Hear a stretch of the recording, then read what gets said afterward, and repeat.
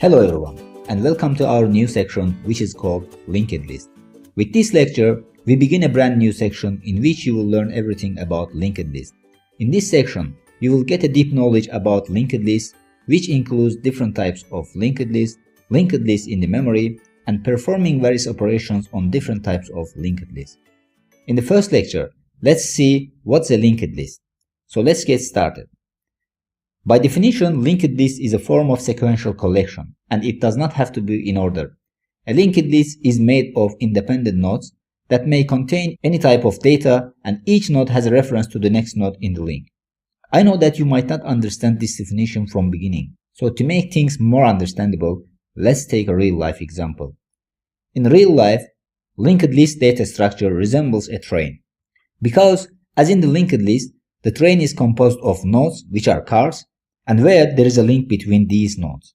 As you see from the pictures, these are cars, which is called nodes in the linked list, and these are links between these cars over here. In the linked list, we have links between nodes as well. Another feature of trains that confirms with linked list is that both of them have head and tail. In this case, train engine is head and the last car in the train is tail. And we know that all these cars that have in train are independent. It means that if in case we don't need this compartment over here, we can remove it, but the train still works. Even we can add new compartment over here by linking these compartments over here. So this means that each compartment in the train is independent.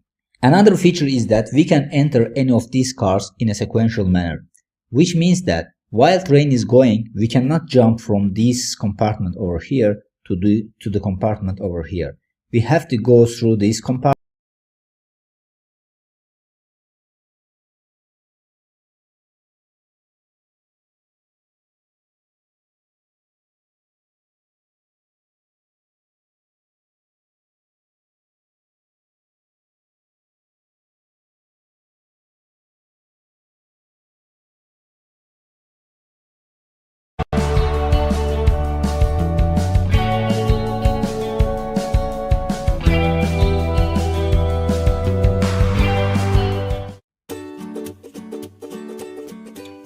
Hello everyone, and welcome to our new section which is called Linked List.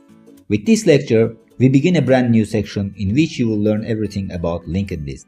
In this section, you will get a deep knowledge about linked list, which includes different types of linked list in the memory, and performing various operations on different types of linked list.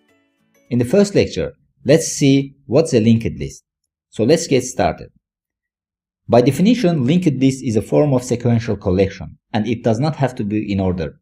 A linked list is made of independent nodes that may contain any type of data, and each node has a reference to the next node in the link. I know that you might not understand this definition from beginning, so to make things more understandable, let's take a real-life example. In real life, linked list data structure resembles a train. Because, as in the linked list, the train is composed of nodes, which are cars, and where there is a link between these nodes. As you see from the pictures, these are cars, which is called nodes in the linked list, and these are links between these cars over here. In the linked list, we have links between nodes as well. Another feature of trains that confirms with linked list is that both of them have head and tail. In this case, train engine is head and the last car in the train is tail. And we know that all these cars that have in train are independent. It means that if in case we don't need this compartment over here, we can remove it, but the train still works.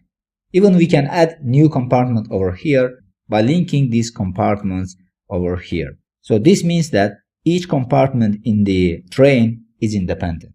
Another feature is that we can enter any of these cars in a sequential manner, which means that while train is going, we cannot jump from this compartment over here to the compartment over here. We have to go through this compartment and reach the last compartment over here. This is same in the linked list. If you want to reach the last node in the linked list, we have to traverse through all nodes to reach the last node. As mentioned in the definition of linked list, each element consists of two parts which are data and link to the next node. And here in the train, we can easily see that in each car there are passengers and each car is linked to the next car with link. So it can be easily seen that train satisfies all properties of linked list. So we can say that the train is linked list. Now with this example, we understand the analogy of linked list. Of course, there are some properties of trains which do not conform with linked list. For instance, the train compartments over here are contiguous, which means that they are next to each other. But the linked list in memory is not contiguous. The nodes of linked list are not contiguous. In the world of computer science, the linked list looks like this. It can be easily seen that this structure resembles the structure of train over here.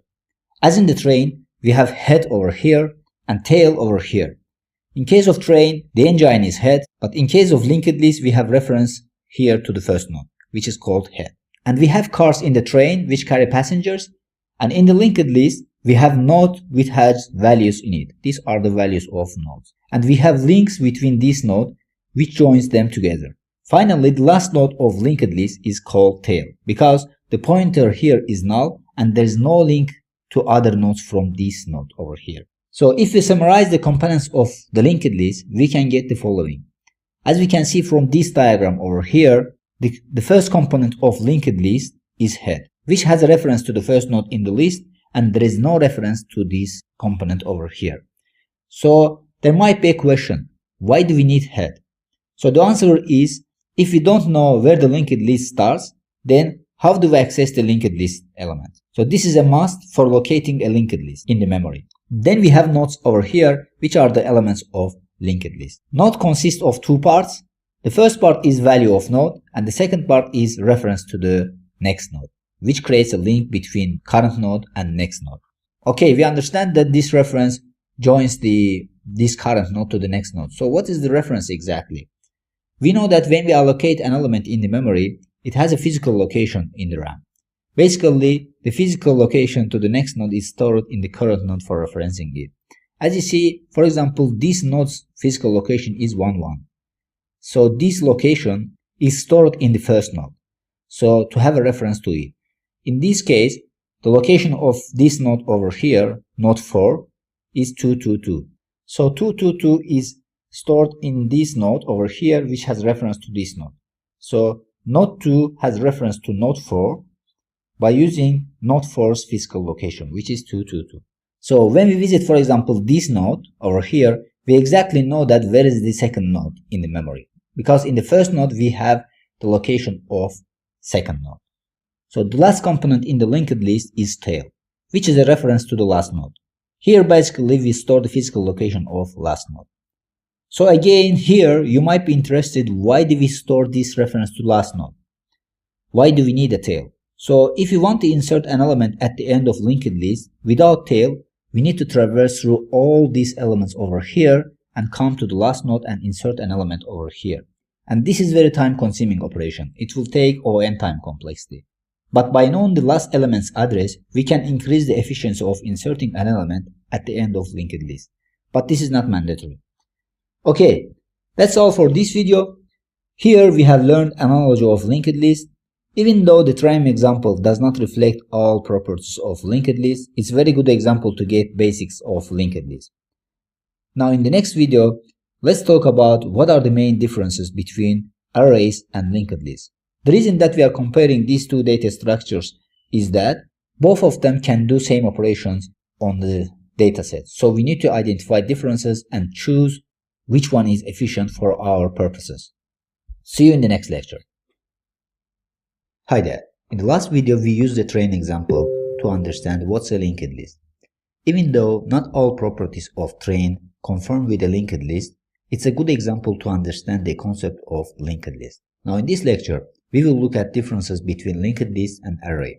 In one of previous sections, we have discussed arrays, and here we start to discuss different data structure, which is linked list. The point is, arrays technically allow you do all of the things linked list do, such as addition, insertion, and removal. And these methods are already available to us in many programming languages.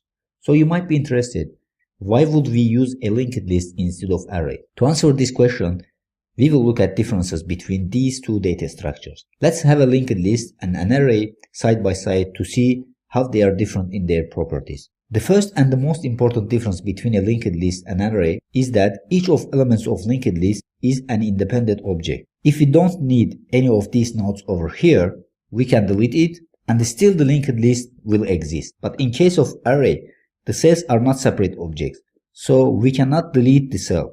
Of course, we can delete the value of this cell over here, but the cells still will exist in the memory. So we are just deleting the value of cells from the array.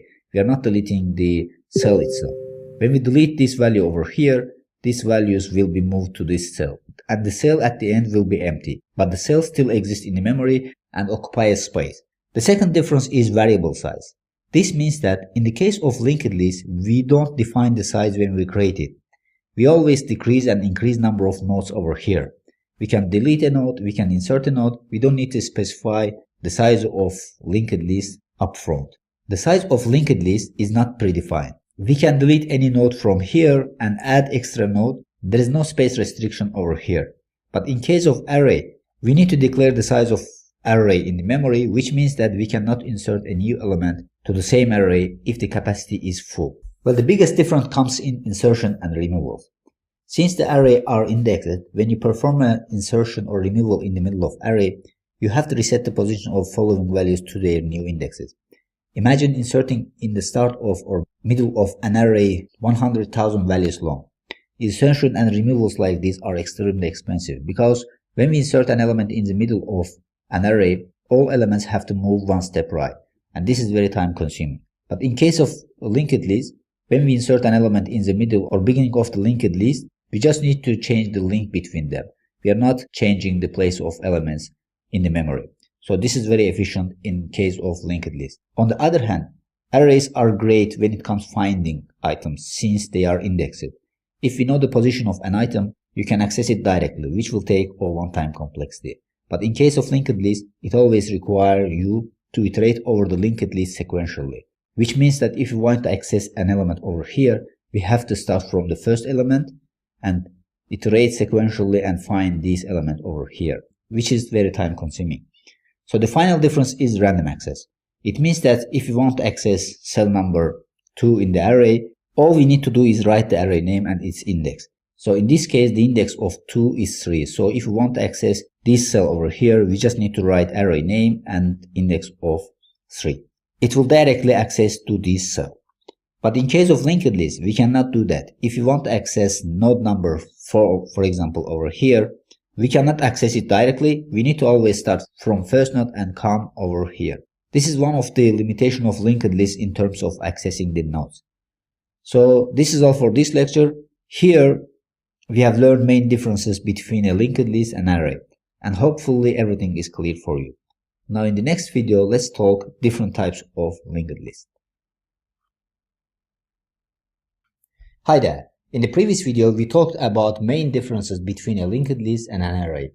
Now in this video, we will talk about different types of linked list. Basically, there are 4 types of linked list that can be created. The first type is singular linked list, then circular singular linked list, then double linked list, and then circular doubly linked list. Okay, let's explain all these types one by one and see how they are different from each other. First, we will start with a singular linked list. In a single linked list, each node in the list stores the value and reference to the next node in the list. It does not have any reference to the previous node. It can be easily seen from this graph that each node has 2 parts over here. The first part is value, which is in our case 1, 2, 4, 5. These are the values of nodes. And the second half is reference to the next node. We know that the reference is the physical address of the next node in the memory. So in the first node, you can see that it is the physical address of second node over here. The second node's physical address is 111 and it is stored in the first node over here. And in the second node, we have third node's physical address, which is 222. So as you see, we have stored it over here. So this type of linked list is the simplest form of linked list, in which each node stores data and refers to the next node. As mentioned in previous video, it gives us flexibility of adding and removing nodes at runtime. Okay, let's continue with the second type of linked list, which is a circular singular linked list.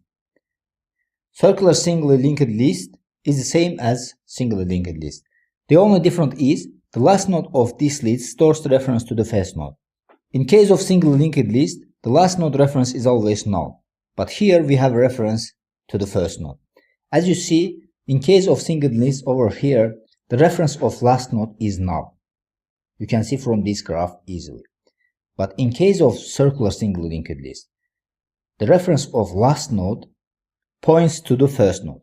The physical location of first node in this case is 001, and we store this reference in the last node of this linked list.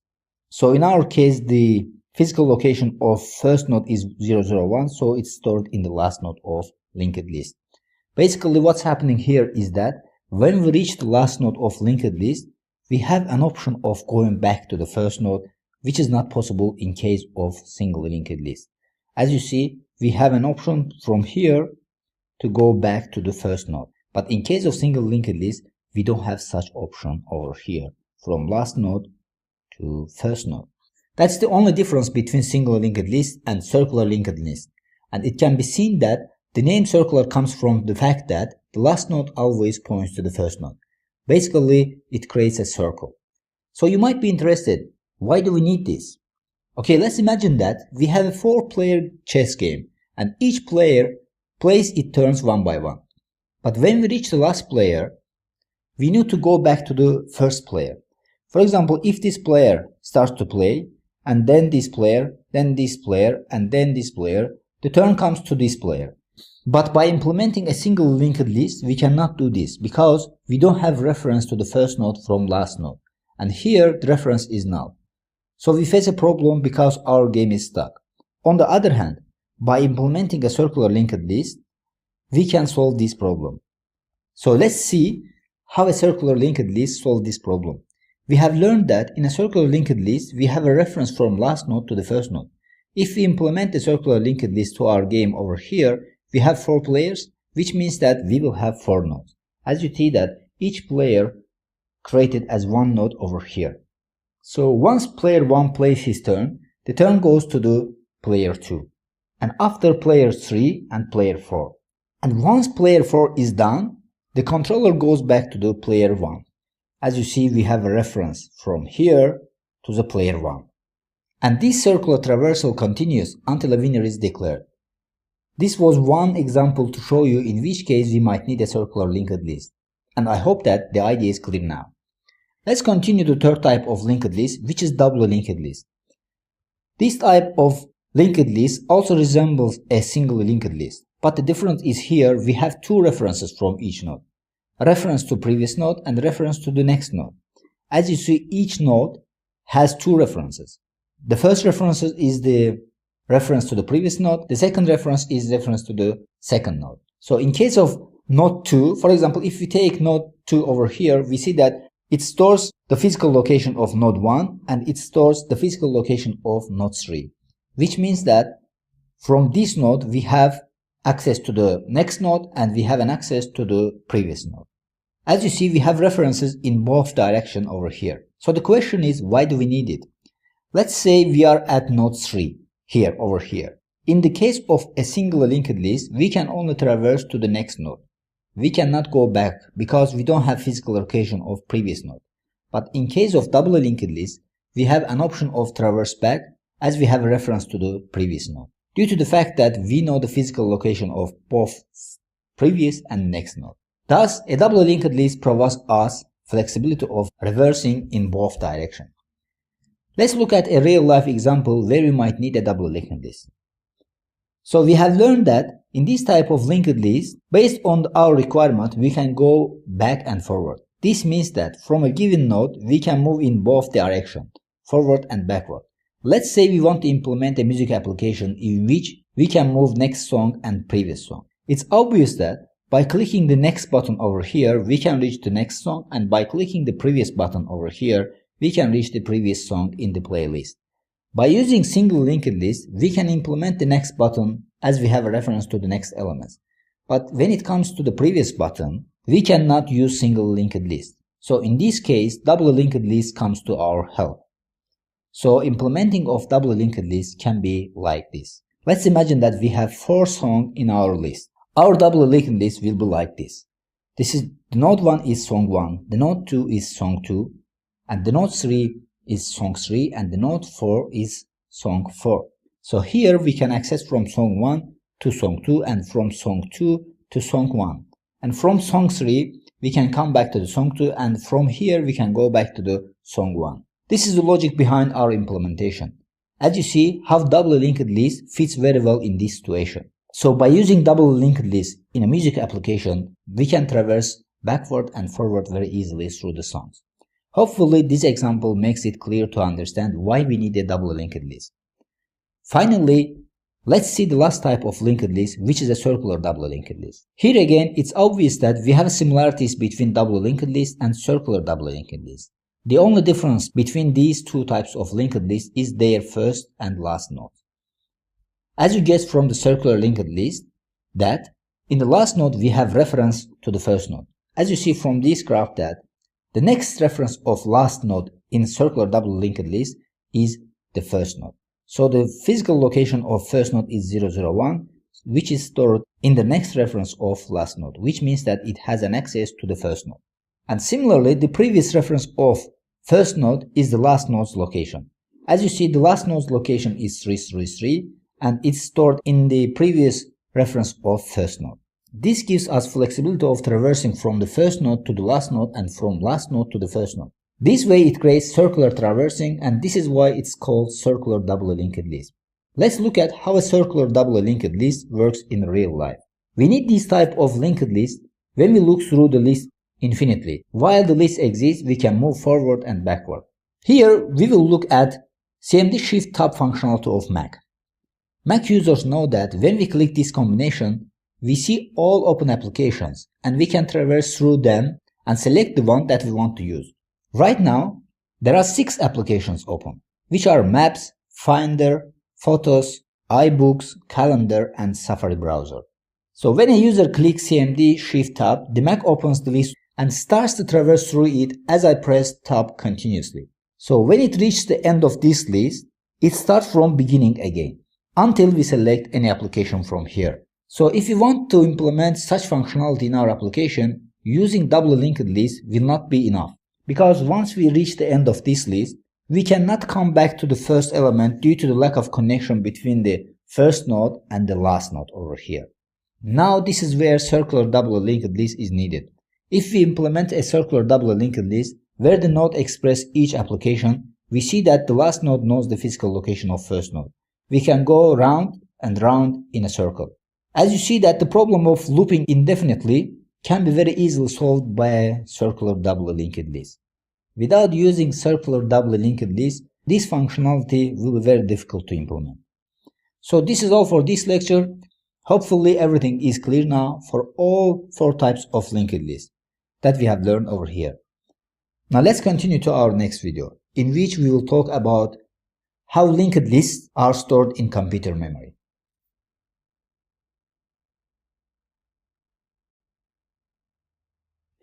Hi there, in this video we are going to learn how linked lists are stored in memory.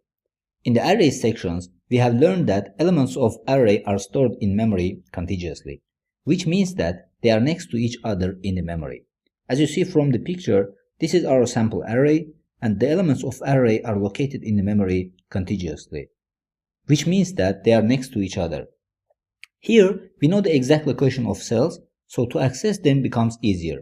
Here, I'm not going into details of arrays in memory because I have already explained it in detail in our array section. I just remind you how they are located in memory for comparing them with linked lists easily. Okay, let's see how the linked list is represented in memory. So here we have a linked list having 4 nodes in it. The first node is 1, which is pointed by head. And the second node is 2, which is pointed by 1. And the third node is 4, which is pointed by 2. And fourth node is 5, which is pointed by node 3, which is 4. The last node is always pointed by tail. It can be easily seen that the elements of linked lists are not located contiguously in memory. Here allocation is randomly. As we create a new node for linked list, it will be created randomly in memory and linked to available nodes. As you can see, if we take for example the second node over here, the cells next to this node are empty. This means that the nodes are not located contiguously. In linked list, each node needs an extra memory space for a pointer is required to link nodes. So the random allocation of elements allows us to add as many nodes as required, because the size of linked list does not need to be specified at the time of its declaration. It allows us dynamic resizing at runtime.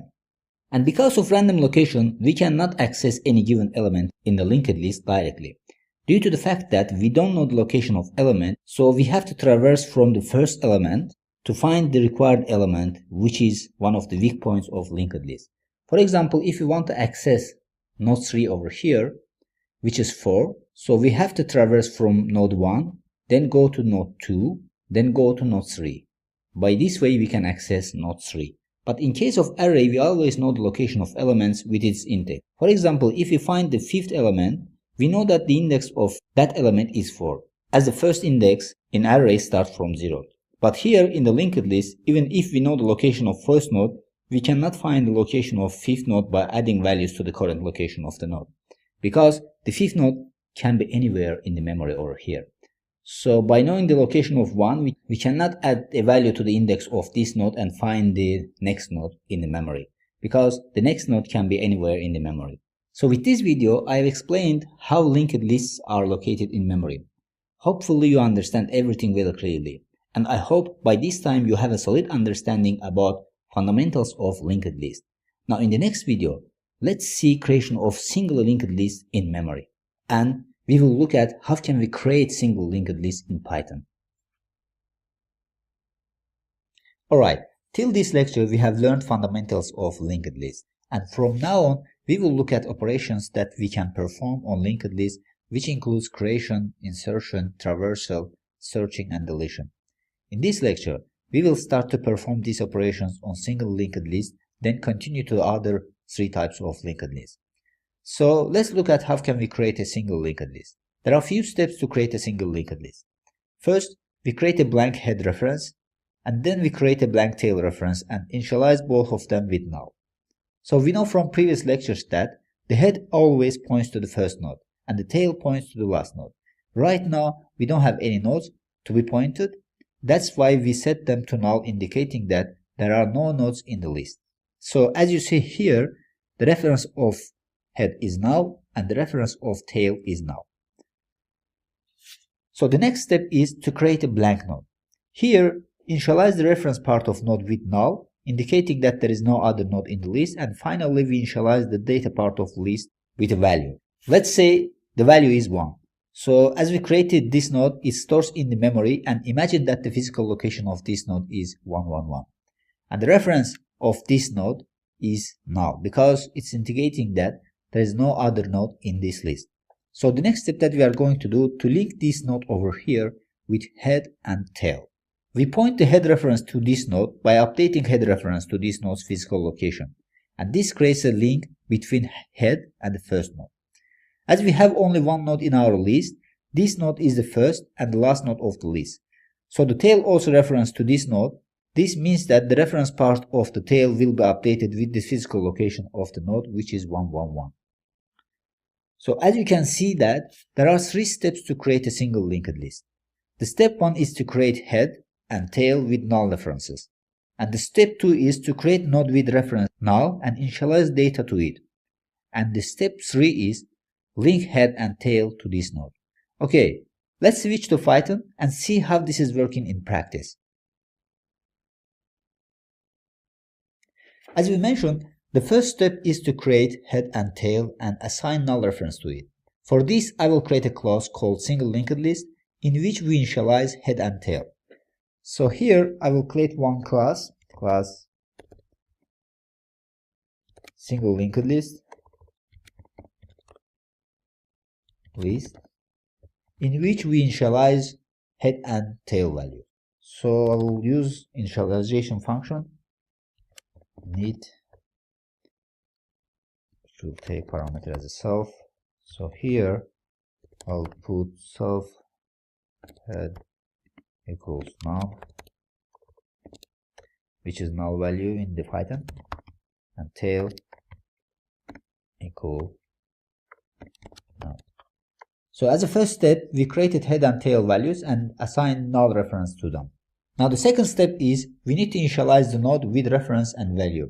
Here again, I need another class for nodes in which we will initialize two properties of node. So this will be class node. So inside init function,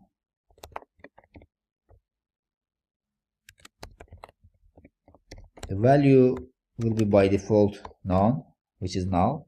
So we are initializing the value of node with null. Then self value will be the value that comes from the parameter, and self next will be null. So in this class we are creating a node with null value, and the reference also is null. So the third step, we need to assign a value to the node and create link between the node and head tail. So to do so, I need to create brand new linked list over here and assign the value and reference of this linked list nodes. So for simplicity, I will create a linked list which has two nodes. So here, the list will be created based on linked list based on this class over here. I will take this class as put it here. So we are creating a single linked list using this class. Then using node class over here, I will create two nodes. Node 1 will be node, the value will be 1, and for node 2's value will be 2.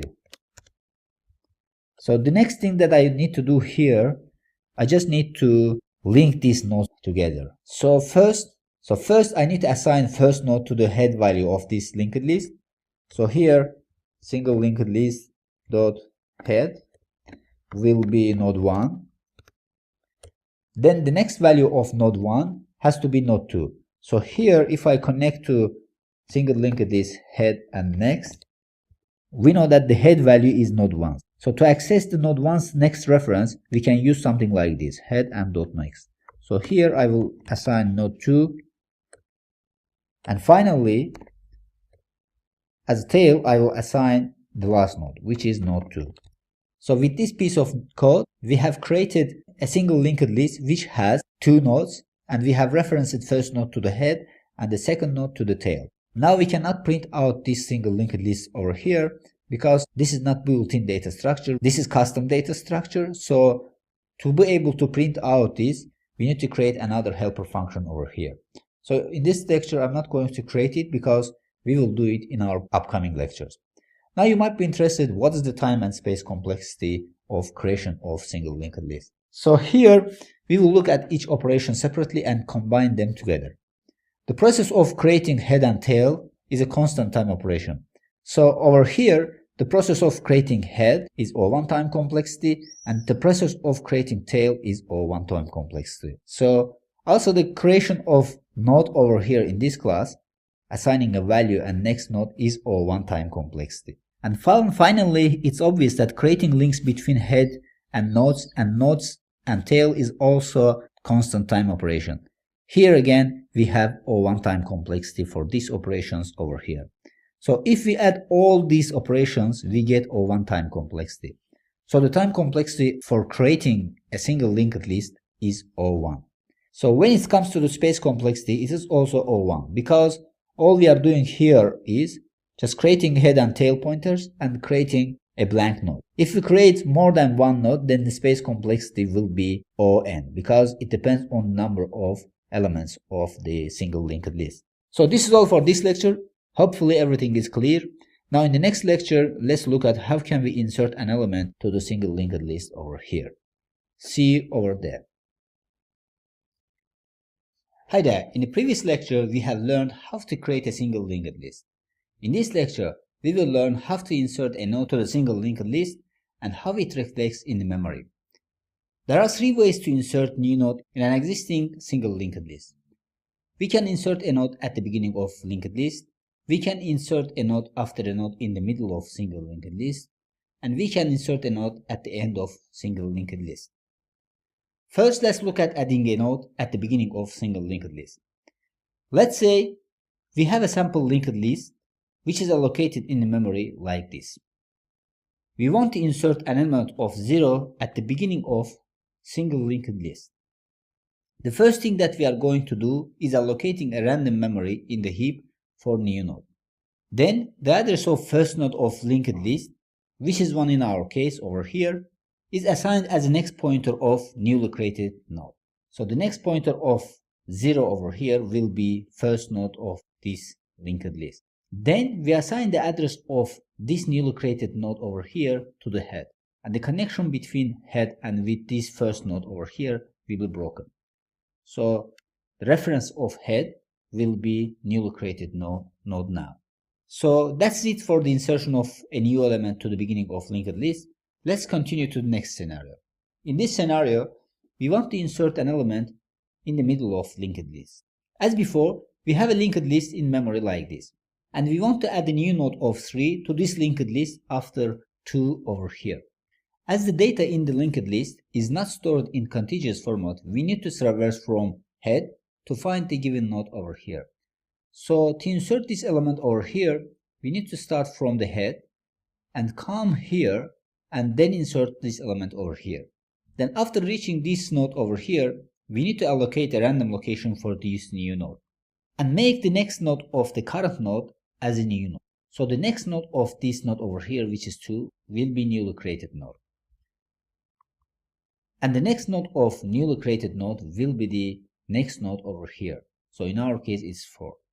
And with this, the insertion of element in the middle of linked list is completed. So we are just creating the link between these nodes over here. Now let's continue to the next scenario, in which we will add a new node at the end of linked list. Here again we have a sample linked list which is allocated in the memory like this. So to add an element at the end of linked list, we need to traverse from first element till the end of this element. So when we reach the last element, so we allocate a location in the memory for this element, then we are updating the next reference of last node to this node, and the tail reference is updated to this node over here. With this, we are adding new node at the end of linked list. So in this video, we have explored what happens in the memory when we add a new node to the linked list in 3 different scenarios. It's obvious that the most efficient way of adding a new element to the linked list is adding an element at the beginning of node, because here relinking is not required and we are not traversing through linked list. But adding an element at the end of linked list is time consuming, because we have to traverse through all elements of linked list and then update the reference of last element over here. So this is all for this lecture. Here we have learned what happens in memory when we add new node to the existing linked list. Now in the next lecture, let's look at the algorithm of insertion in single linked list. See you over there. Alright, in the previous video we have explained how to insert a new node into a linked list. We have learned that there are 3 ways of inserting a node to a linked list, which are inserting a node in the beginning of linked list, inserting a node at the end of linked list, and finally inserting a node after a particular node. So in this video, we will combine all these 3 types of insertion in one algorithm to make it easier for us when we create it using any programming language. Here in this picture you see our algorithm for insertion in linked list. So the algorithm starts from over here. We start creating a method which takes 2 parameters over here. The first parameter is node value and the second parameter is location. Node value is the value of node that we want to insert into this single linked list, and the location is where we want to insert this newly created node in our single linked list. So the first step in our method, we are creating a new node and assigning a value to this node. And this value comes from the parameter from the methods parameter over here. Then we are continuing to the next step. In the next step, we are checking that if head is equal to none or not. This means that if head is null, this means that we don't have any node in our single linked list, so we are adding our first node to this single linked list by referencing head and tail to this node. But if our head is not null, then we are continuing to the step over here, in which we will check location parameter. This location parameter comes from here. So if we are inserting a node at the beginning of linked list, we will continue over here, in which we are updating the next reference of newly created node to head and head to node. What does it mean? We know that the next reference of the node that we created is empty now. So we assign the value of head to it, which is a physical location of node 1 in our single linked list. By doing this, we create a link between a new node that we created and the first node, because we know that the value in the head is reference to the first node. So then we have to create a reference between a head and newly created node. So assigning the location of newly created node to head, we are creating a link between head and newly created node. And the previously created link between head and node 1 gets deleted. By doing this, we successfully insert newly created node at the beginning of single linked list. Let's see how this is working in a real example. Here we have a sample single linked list like this, and we want to insert this node over here at the beginning of this list over here. So I took the part from the algorithm which is implementing this process. So here the first thing that we are doing is we are setting these nodes next reference to head. So now this node's next reference is empty. So by setting this next reference to head, we are updating the next reference of this node over here to 001. And this is creating a link between this node over here and the first node over here, because 001 is the physical location of first node over here. Then we are setting head to this node, which means that we are taking the physical location of this node over here and updating to head. And this is creating a link between this newly created node over here and head. And by creating this link over here, we are deleting the link between head and first node over here. Now the first node becomes this newly created node over here. So this part of algorithm is responsible for adding a new node at the beginning of single linked list. Now let's continue to the next step in our algorithm. Here the next step is, once again we are checking the location parameter. Here we check that if the location parameter is not equal to first, then we continue to the next step. Here we are checking if the location parameter is equal to last, then this part of algorithm will be processed. Here we are inserting a node at the end of linked list. We know that we have created a node over here and assigned a value to it. And the reference of this node is null. To insert newly created node at the end of linked list, we need to set its next reference to null, because we know that in single linked list, the last node's next reference is null. So the first step that we are doing over here, we are setting the next reference of this newly created node to null. The next thing that we are going to do, we need to update last node's next reference to this node. So we are setting over here the last node's next reference to node. Then we need to create a connection between tail and node. So here we are setting tail reference to node. And with this newly created node is added at the end of linked list. Now let's see how this part of algorithm works in real life example. Here one more time we have single linked list like this. We have a newly created node here. So we want to add this newly created node at the end of this single linked list over here. So as we said, the first thing that we are going to do, we will set the next reference of this node over here to null. Then the next step is we need to set last node's next reference to this node. So we need to update last node's next reference to this node's physical location. And this will create a link between last node and this newly created node. Then we need to create a reference between tail and this newly created node. So we need to update tail with this newly created node. So this will create a link between tail and newly created node. And by creating a link between this node and tail, we are deleting the link between tail and the last node that we had before. And this is how it works, this part of algorithm in the real life example. Now let's continue to the next step in our algorithm. The next step is if the location is not equal to last, then we continue over here, which means that we need to add a newly created node in the middle of single linked list. So here we need to find in which location we are going to insert a newly created node. To find it, we need to loop through all elements of single linked list. Then after finding the current node, we will set the current node reference to this newly created node and this newly created node's reference to the next node in the linked list. So let's see how this is working in real life example. So here again we have sample single linked list like this. So we want to insert this newly created node after this node over here. So the first step in our algorithm, we need to find a location. So we will start loop from the first node until we find the location that we want to insert. So in this case, as we said, we want to insert a new node after this node over here. So our current node is 4. So the next step in our algorithm, we need to send current node's next node to this node. So we will update current node's reference over here to 444, which is physical location of newly created node over here. So by updating this physical location to here, we are creating a connection between this node and this node over here. So we are creating a connection between node 6 and node 4 over here.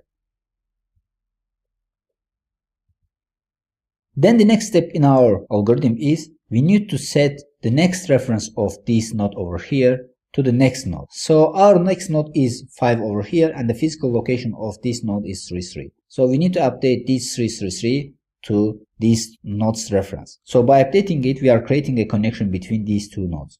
And when we create a connection between these two nodes, previously created connection over here is automatically get deleted. So by this, we are inserting an element in the middle of single linked list. Okay, now we have an idea of how the insertion algorithm works in 3 different situations. Now in the next lecture, let's use this algorithm to create a method for inserting a node to the given linked list in Python and see what is the time and space complexity for this insertion in single linked list. See over there. Hi there. In the last video, we have looked at the algorithm of insertion in single linked list. Now in this video, we will implement that algorithm using Python programming language. So in the lecture of creation of single linked list, we have created node class and we have created single linked list over here. Here just I added an extra function over here to make our single linked list printable. So we can use this expression over here, we can print out our single linked list. So we will need this after creating our insertion method over here. So here I will create a new method for insertion. We will create this method by using the algorithm that we have looked in previous lecture. So if you haven't watched the previous lecture, I advise you to go back and watch it, because without knowing this algorithm, it's difficult to write this code over here. So according to our algorithm, we will create a method which will take 2 parameters. So here inside this single linked list class, I'll create a method called insert to single linked list. So here I will create method insert single linked list, and here as a parameter it will take itself as a parameter, then value and location. So the first step in our algorithm is to create new node. So we will create a new node based node class over here. So our new node will be like this. We will use node class. So this, we are creating an empty node over here. Then we are initializing a value to this node. So to initialize a value to this node, we just take the parameter from here and we will put inside this node class. So by using this, we are creating a new node and initializing a value to it. This is the first step in our algorithm. Then the next step is we are checking if head value is null or not. If head value is null, it means that we don't have any node in our single linked list. So we are creating our first node by creating reference to head and tail. So here we will put if condition if self.head is none. Then as I said, this means that we don't have any node in our list. So we will reference our head to this node and tail to this node. So it will be like this. Head equals to new node, and our tail also will be referenced to this node over here. So by doing this, we are adding the first node in our single linked list. So this single linked list over here will consist of only one node. So the next step in our algorithm is we are checking the location parameter from here. So in this case, if the location is 0, it means that we want to insert an element at the beginning of single linked list. So here I will put like this, else. Inside else statement, I will put another if condition which will check our location parameter. So if it is equal to 0, it means that we are inserting an element at the beginning of single linked list. So how we are inserting an element at the beginning of single linked list? So we know from our algorithm that here, first we are setting the next reference of this newly created node over here to the head, then head reference to this new node. So here I will do like this, new node.next equals self head. So you might be interested that why we are putting new nodes next to the self head, because so here head stores first node's physical location. So we are setting the new node's next reference to first node's physical location. Then we are updating head with new node's physical location. So we will put like this: help head equals new node. So with these two lines of code, we are adding new node at the beginning of single linked list. Then the next step is to add an element at the end of single linked list. In this case, we are checking location parameter again, else if location equals 1. In this case, it means that we are inserting an element at the end of single linked list. So to insert a node at the end of single linked list, first we need to set new node's next reference to null, because we know that the last element's next reference is null in case of single linked list. So here we are setting it none. Then the next step is we need to set last node to reference to this node. So last node's next reference will be physical location of new node. So in this case, to access last node, we will use tail. So we know that tail stores the physical location of last node. So if we access the next value of tail, it means that we are accessing the next reference of last node. So I will set it to new node. So by doing this, we are creating link between last node and new node. Then at the end, we have to create a reference between tail and new node. So in this case, it will be self tail equals new node. So with these 3 lines of code, we are adding new node at the end of single linked list. Then the last case in our algorithm is to add an element in the middle of single linked list. In this case, I'll put else over here. Then in this case, we need to traverse through single linked list and find the location that we are going to insert our element and do certain updates to reference values. Here, first I will create a temp node,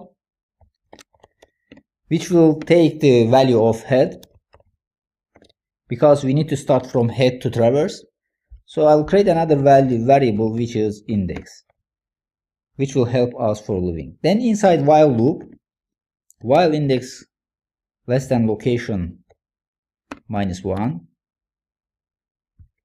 then we will assign temp node.next, which means that it will traverse through single linked list, and every time it will take the value of next node in the list. So it will traverse till index reach the location -1. So here in each step, I will add 1 to index 1. So we are traversing one element in each step. By doing this, we are finding the current element. That's why we put location -1 over here. We need to identify next element in the list to insert this node between current and next node. So to identify next node in the list, I'll create a node over here, next node. We know that if the temp node is the current node, then the next node will be temp node's next value. Then to insert a node between this node, we need to set current node's next reference to new node. So we know that current node is temp node, so temp node's next reference will be new node, and then new node's next reference will be next node.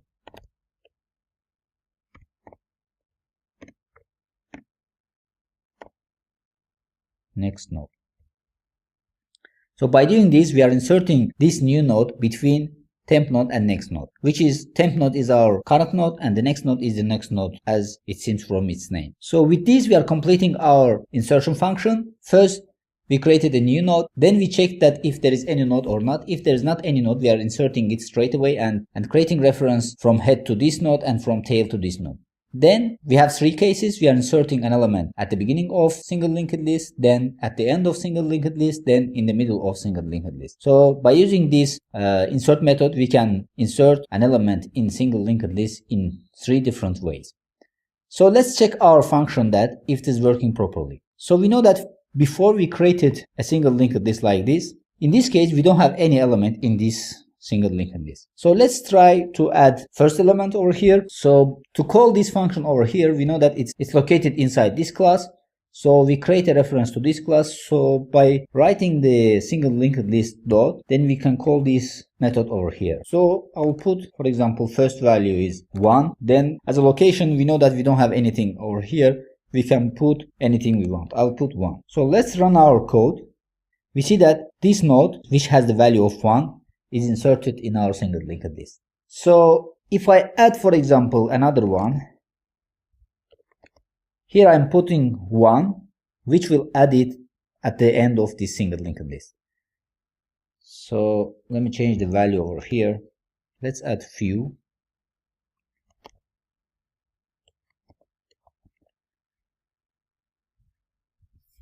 Three and 4. Then let's run our code. You see that here we receive an error. So I reviewed our code. I saw that we did a mistake over here. Inside, in this else condition, we need to put none over here. I just mistakenly mistyped it. So it should be none, not none. So if I save it and run our code, you'll see that it inserted 1, 2, 3, 4 nodes over here. So every time it inserted at the end of this node over here. Let's try, for example, our first case, to insert an element at the beginning of single linked list. So I'll copy this from here and put it separately. And here, for example, I want to insert 0 at the beginning of this single linked list. The value is 0 and the location is 0, which means that it should insert at the beginning of single linked list. So here, if I run our code, you see that 0 is inserted at the beginning of single linked list. So here we tested 1. If we put 1, it's adding at the end of single linked list. Then the third case is we need to add in the middle. So for example, if I run our code for different case, if I put, for example, 3 over here and run our code, you see that 0 is inserted after the third element. So this is first element, this is second, this is third. So after third element, we are inserting 0 over here. If I put, for example, 4 here, it will be inserted after 3. You see that our method is working perfect. So this is how we are implementing insert method in single linked list. So you might be interested what is time and space complexity for this method over here. So let's start from the beginning. So here we are creating new node, which is constant time operation. Then we are continuing to check in if condition head value, which is O1 time complexity also. These assignments over here also O1 time complexity. Then this if condition and these assignments over here, all of them are constant time operation. And if we continue to the next if, inside next if we see that we have if condition and assignments over here. We are just updating the values which are constant time operation. In the else statement, we see that we are looping through single linked list. And we know that looping operation takes O(n) time complexity. So this part over here in else condition is O(n) time complexity. And these assignments over here is O1 time complexity. So if we combine everything here, we know that non-dominant terms will be eliminated. So in our case, O1 time complexities are non-dominant terms. So the time complexity for inserting an element to the single linked list is O(n). Now you might be interested in what is space complexity. The space complexity is O1 because here we are just creating two nodes. The first node is new node over here and the second node is temporary node over here. So that's why the space complexity is O1. So this is all for this lecture. In this lecture we have developed a method which can be used to insert an element in single linked list in 3 different ways. So see you in the next lecture. Hi there, and I hope you are enjoying the course. Now in this video we will look at how can we traverse a given single linked list. So what does it mean? It means that we are visiting each node one by one till the end of single linked list. Let's imagine that we have a single linked list like this, and if we want to traverse through this linked list, the idea is very simple. We start from the first node, which is node 1, then keep visiting all nodes until we reach the last node. Every time we visit any node, we print the value of node over here. In our case, for example, when we visit the first node over here, we are printing the value of 1. Then in the next node, we are printing the value of 2. Then we are visiting the third node, in which the value is 4. And then we are visiting the last node, in which value is 5. In every visit, we are printing the value of nodes over here. When we reach the last node over here, we terminate the loop. Okay, let's see how the algorithm of traversal operation looks like. So here we start by checking the head element. If head exists, it means that linked list exists. If it does not exist, we terminate because without head, we cannot have any single linked list. So if it exists, then we continue to the next step in which we are visiting all elements of single linked list one by one and printing their value. And when we reach the last node, we are terminating our algorithm over here. So now let's switch to Python and see how can we write traversal function for single linked list. Now here, I'm going to use same class that we created in our previous lectures, in which we created single linked list and write a method to insert a node into single linked list. So here I will create a new function which will help us to traverse through single linked list. So here under this comment, I will create a new function which is called traverse single linked list, and here it takes parameter self because this is located inside this class. Then, as we said in our algorithm, the first step here, we need to check head, if head exists or not. So if self.head is none, it means that we don't have single linked list. So here I will print out saying that the single linked list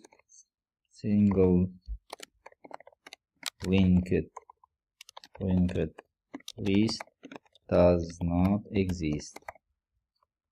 Otherwise, we will continue to traverse through elements.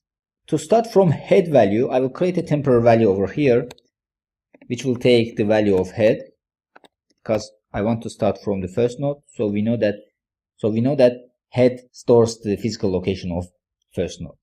So here inside while loop, while this node over here is not null,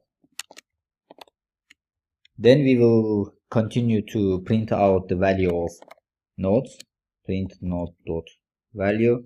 So in every step we have to traverse to the next element. To go to the next element, we will write something like this, node.nextValue. So in each step we are assigning node value to the next node. So this is how traversal works. So let's just use this traversal function to see how it's working for the single linked list that we created before. So if we go down, I just kept the information that we have before. Here we were printing out the single linked list. So after printing out, I'll call our traversal function to see that if it is working correct. So let's run our code. You see that this is our single linked list over here. So our traversal works fine because it visits first the first element, which is 0, then 1, 2, 3, 4, then 0 and 4. As you see that the elements are here, and this traversal function visits them one by one. And when it reaches the last element, it stops there. So this is how traversal works in single linked list. Now let's see what is the time and space complexity for this method over here. Let's start from the beginning. We know that the if condition, which is checking head value, takes O1 time complexity, and print statement over here also takes O1 time complexity. So the first part of this if condition is O1 time complexity. Now let's continue to the next part. In else part, we have again assignment over here. We are creating new node over here and assigning the head value to it, which takes O1 time complexity. But here we have a loop, and we know that when we loop it through given collection, it takes On time complexity. So the loop over here will take On time complexity, and print function and assignment over here inside this loop takes O1 time complexity. So if we combine all time complexities over here, we are getting On time complexity, because we know that in time complexities we can eliminate non-dominant terms. So O1 time complexities are non-dominant term over here. Now you might be interested, what is the space complexity for this? The space complexity is O1 because in this case we are just creating one temporal node over here. No additional memory is required for performing this operation over here. So this is all for this lecture over here. Hopefully everything is clear for traversal of single linked list. And in the next lecture, let's look at how can we find an element inside single linked list. Alright, in this video we will look at how to find a node in a given single linked list. We use traversal to search for a node in a given single linked list. The only difference here, as soon as we find the searched node, we terminate the loop and exit. In the worst case, we might travel from the first node until the last node to find a node inside single linked list. So the idea is, in the given single linked list, if we want to find a node of 5, for example, over here, we start from node 1. We start from node 1, and check the value if this is the value that we are looking for or not. So here we see that we are looking for 5. Here the value of first node is 1. Then we go to the next node. In the next node, once again we are comparing the value of node with the value that we are looking for. We see that it's not the value that we are looking for. Then one more time we are traversing from second node to third node. Here again we are checking the value, if this is the value that we are looking for or not. You see that we are looking for 5 and this is not the value that we are looking. So one more time we need to traverse from this node over here to the next node. When we reach the node in which the value is equals to the value that we are looking for, then we are terminating our loop over here. Another case might be that if we want to search for a value that does not exist in our list, the loop will traverse all nodes and return saying that such value does not exist. And this is very time consuming operation. So the algorithm of searching for a node in a linked list is similar to the traversal. But here in each loop we have if condition to compare the value that we are looking for. As you see, our algorithm starts with a parameter. It takes node value that we are looking for. Then in the first step it's checking the head. If the head exists, it means that this single linked list exists.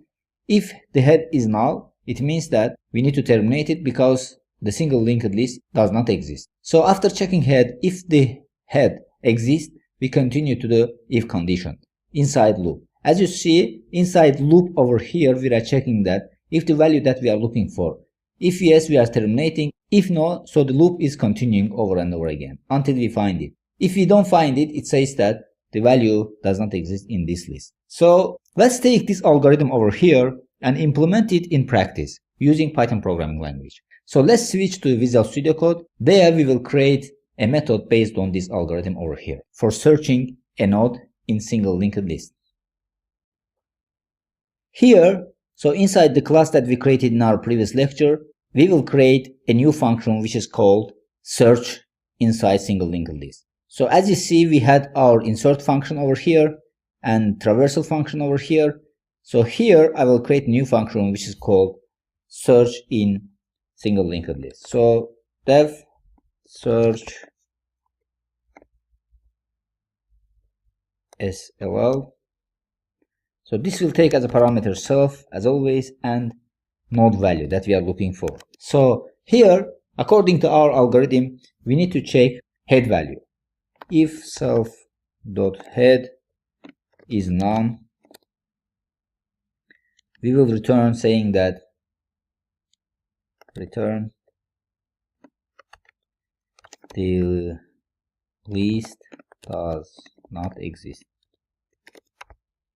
Else we will create a node over here which takes the value of head, and then inside while loop we will start to loop from head to the end and check for the value that we are looking for. So node is not none, then if node value equals the value that we are looking for, node value from parameter, then we will return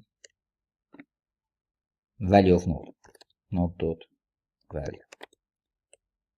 Otherwise we are traversing to the next node, which will be like this. We are assigning node with the next value of node next. As you see, while loop is same as the while loop which is in traversal. Then at the end we return saying that the value does not exist in this list, which means that inside this loop, if it cannot find the value, it will return this message from here. Now let's run our code to see how this is working. So here I kept the code that we created before. So in this code we are creating a single linked list and inserting values to it. So over here I will call our function inside print statement to print the value of this node over here. As you see, we are inserting 3 over here, so which means that searching for 3 should return the value of 3. So if I run our code, you see that first it's printing out our single linked list over here. We see that inside single linked list we have 3 over here, so it's returning the value of 3. For example, if I run our code for 33, you'll see that it will return this message over here. So this time it returns that the value does not exist in this list. As you see, the search function that we created for searching in a single linked list is working very well. So it's searching the single linked list for a given node. So you might be interested what is time and space complexity for this search method over here. So one more time, we will start from the first line. So here you see that in if condition, we are checking if the head exists or not. We know that this is constant time operation, so it will take O1 time complexity.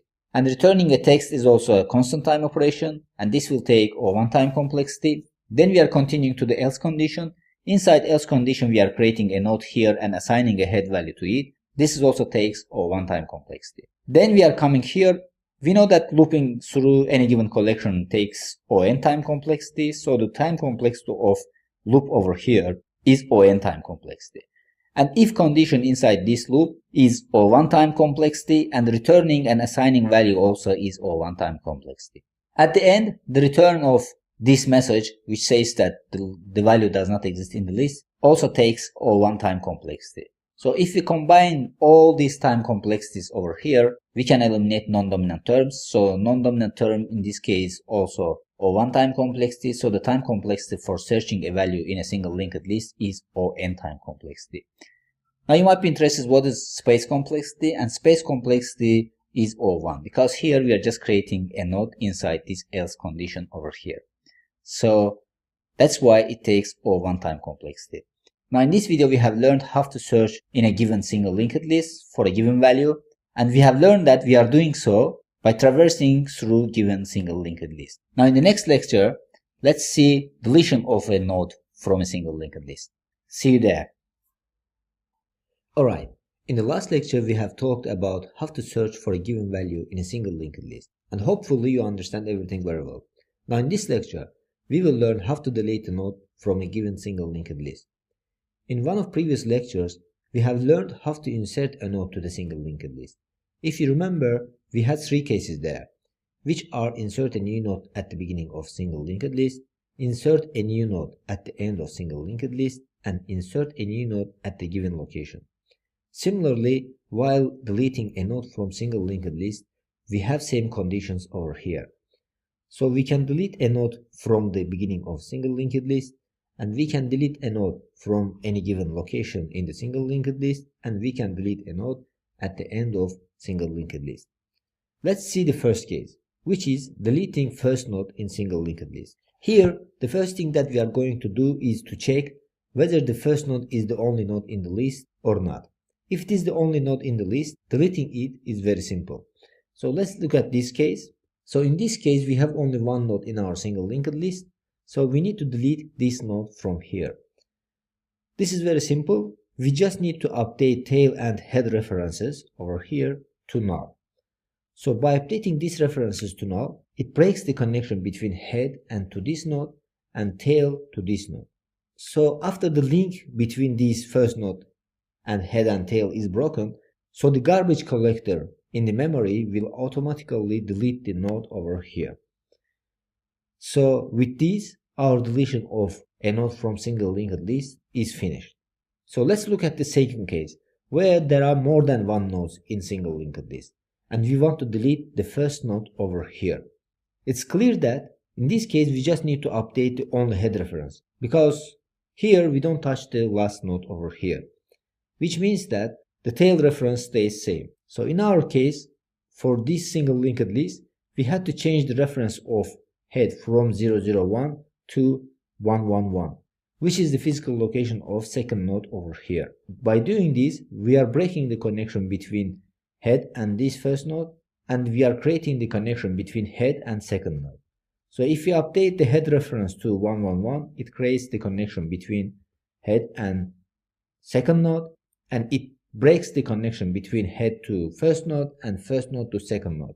Then when we delete the links to the first node and from the first node, the garbage collector again will come and destroy this over here. So our first node now is deleted. Now let's continue to the next case, in which we are deleting a node from any given location. So here we rely on loop, and by using loop we need to find a node which is before the node that we want to delete. Let's say we want to delete node 3. In our case, node 3 is with the value of 4, so we want to delete this node over here. and we have to traverse from first node to the second and stop over here. Then here we need to update the reference of second node to the fourth node, which is 5 over here.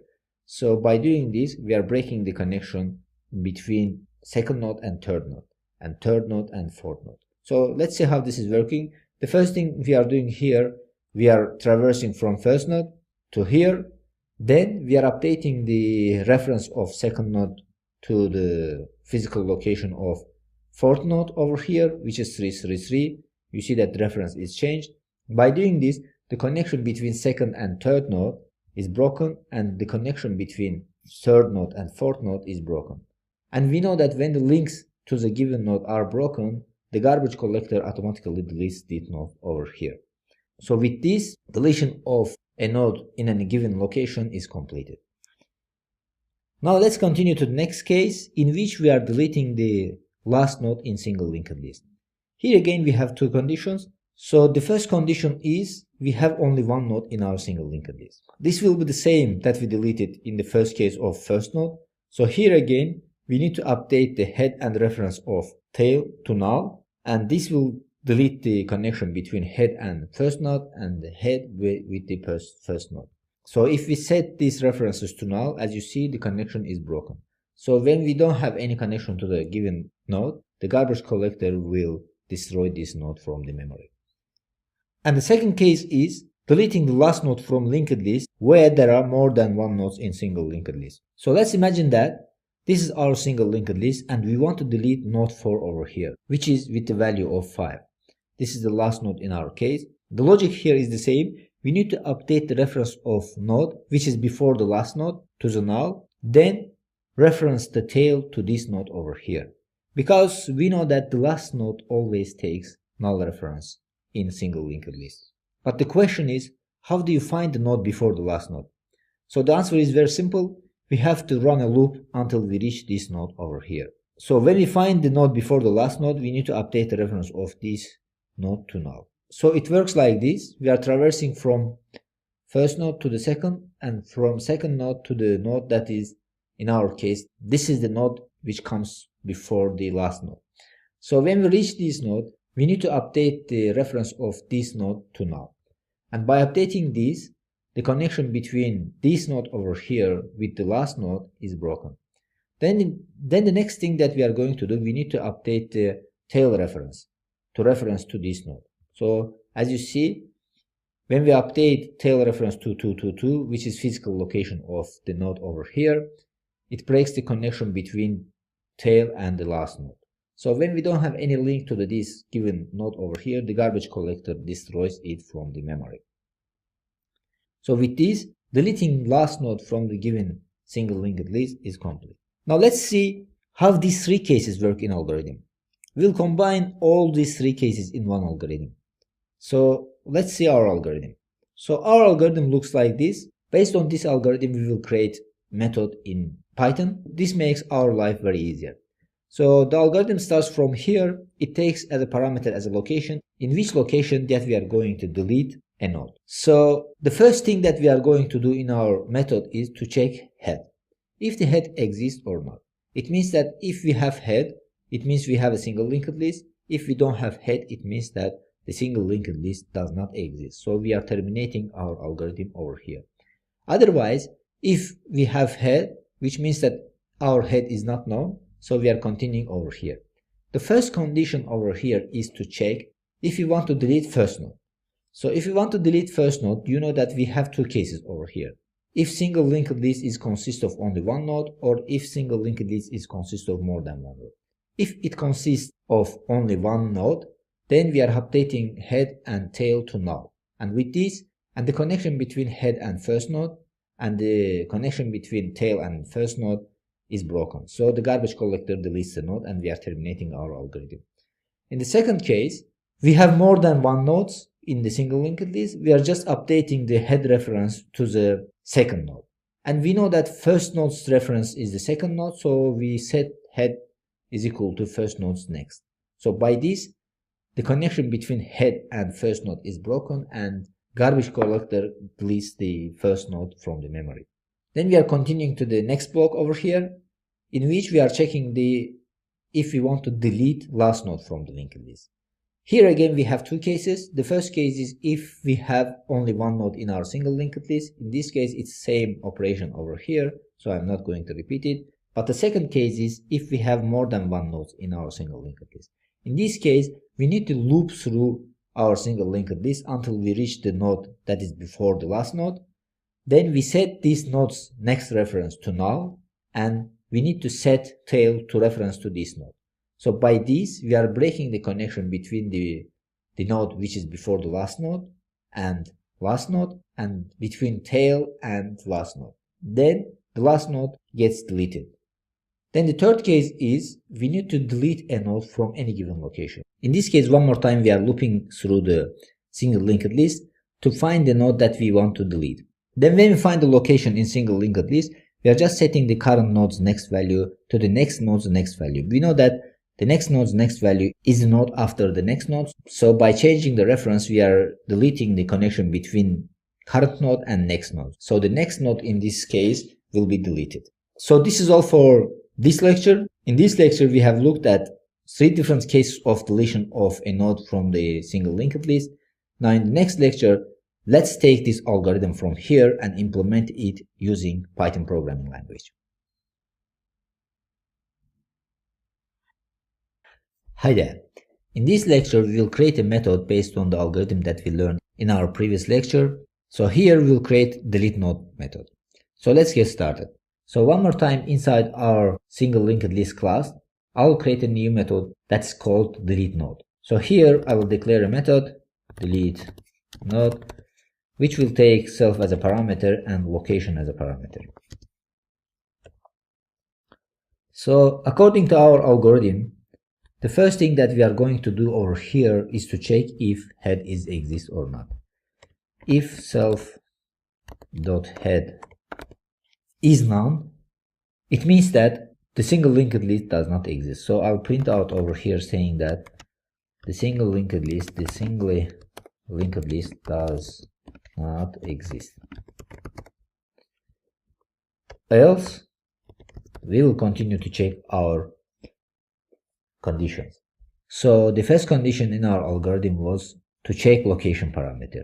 As we did in our insertion method, I will do the same over here, which means that if the location is 0, we want to delete a node from the beginning of single linked list. If the location is 1, we want to delete last node in the single linked list, and in else condition, we will check the location parameter in which location that we want to delete a node from single linked list. So the first thing that I'm going to check here is to check if location parameter is equals to 0, which means that we want to delete first node from single linked list. So in this case, as you remember, we have 2 cases over there. To check if we have only one node in the single linked list or the number of nodes is more than 1 in single linked list. So to do so, we can write case like this. If head and tail reference to the same node, then it means that we have only one node in our single linked list. So I will write if condition like this. If self.head equals to self.tail, this means that both of them are referencing to the same node.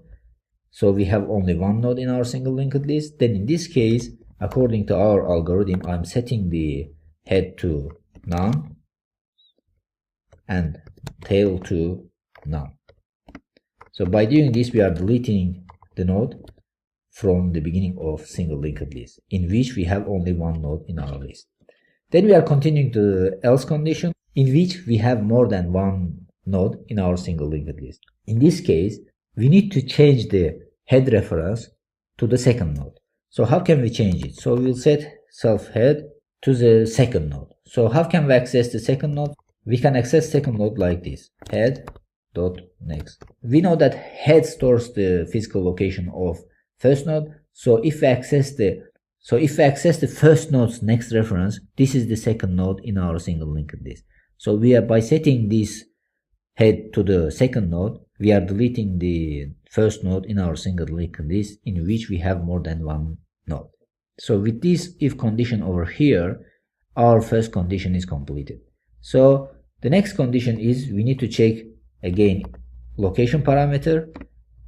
If location parameter equals 1. In this case, we are deleting the last node from the single linked list. So as we said before, if we have only one node in our single linked list, this means that this operation is same as over here. So I'll copy code from here and put it over here. So it is the same operation. We are just updating the head and tail references in our single linked list. Now the else condition will be different. In else condition, we need to traverse through the single linked list until we find the node before the last node. Then we are updating this node's next reference to null and change the tail reference to this node. So here I will create a temporary node which will take head value. Then we will start to loop from first node while it is not none. We are traversing through the list. Then we need to stop when we reach the node which is before the last node. So how can we do this? If we put if condition like this, node.next. So if the node's next reference equals to the last node, it means that we are in the node which is before the last node. So here I will put if condition like this equals to self tail. And we know that tail restores the physical location of last node. So in this case, we need to break from the loop. And in every loop, we need to just set this temporary node the next node. Then when we reach the node before the last node, we are just setting the next reference of this node to none and changing tail to reference to this node. So by doing this, we are deleting the last node in a single linked list in which we have more than one node. Now, the third case is we are deleting a node from any given location. In this case, I will write else condition like this. So one more time, I need to create temporary node, which will store the value of first node. Then here I will create another variable, which is index. This is helpful for using inside loop. So while index less than location -1, we are putting -1 over here because we need to traverse till the node which is before the node that we want to delete. So here I'm putting location -1. So in each case, one more time, I will set temporary node to the next node, .next, and index should be increased 1 in each iteration. Index +1. So outside loop, we need to find next node. So we know that next node is the current node's next reference. So next current node is temporary node, which will be the next like this. Then we need to set current node's reference to the node that is after the next node. So by doing this, we are deleting the connection between current node and the next node. So in this case, we know that our current node is temporary node. So the next reference should be the next node's next reference. So next node's the next reference is the node after the next node. It's just complicated, but if you carefully examine this code over here, you will understand it. If you don't understand it, I recommend you to go to the back our previous lectures in which we are explaining 3 cases of deletion of a node from single linked list. So with this, we complete our method over here. Now let's see how this is working in our single linked list. So as before, I haven't deleted the code from here in which we are creating single linked list and inserting values to it. Here, after inserting values, we are printing the single linked list. Then I will call this delete node over here. For the first case, let's put 0 in which we will delete first node. Then we will check other cases as well. Now let's run our code. You see that this is our single linked list. Then after deletion, it becomes like this. You see that 0 is missing, which means that we deleted the first node from here. Now let's change the parameter from here to 1, in which we are deleting the last node. So run our code. You see that the last node was 4. Now it's deleted. So in our case now the last node is 0. So let's change the location, for example 3, which will delete the middle node from the single linked list, and run our code. You see that by putting 3 over here, we are deleting a node which is after 3. So this is our first node, second node 3, and 3 get deleted from here. So the node after the location that we provided, it gets deleted. And with this, we complete our method. So we checked 3 cases. So we don't have any problem in our single linked list. So you might be interested, what is the time and space complexity for this method over here? So let's start from beginning. So here we have talked about a lot. So we know that the if condition over here is O1 time complex, because here we are just checking the head value and printing out some text over here. Then we are continuing in the else condition. In the else condition, we have first if condition over here, which takes O1 time complexity, because here again we are just changing the references and updating some values. So this is O1 time complexity. So if we continue to the below, here we have again another if condition. This part of if condition is O1 time complexity. But when we come to else part of this if condition, we see that we have loop over here, which means that if we are looping through any given collection, the time complexity is On. So this part over here will take On time complexity. Then we are doing some assignments over here, and we know that assigning any given value is O1 time complexity. So these parts over here O1 time complexity. Then the last else condition over here is On time complexity, because inside this else condition we see we have loop over here. So if we are looping through a linked list, it means that it takes On time complexity. So we know that if we have any code block inside our method in which the time complexity is On, the whole method's time complexity will be On because of elimination of non-dominant terms. So the time complexity for deleting a node from the single linked list is On. So you might be interested, what is the space complexity for this operation over here? The space complexity is O1, because here we are just using some temporary variables inside these loops. For performing this operation, an additional memory is not required. That's why the space complexity is O1. That's all for deletion of a node from single linked list. So in this lecture, we have learned how to delete a node from single linked list, and in method, we have developed 3 different cases, and we have learned what is the time and space complexity for this method over here. Hopefully, you understand everything and you got the deep knowledge about the logic behind it. Now in the next lecture, let's see how can we delete entire single linked list.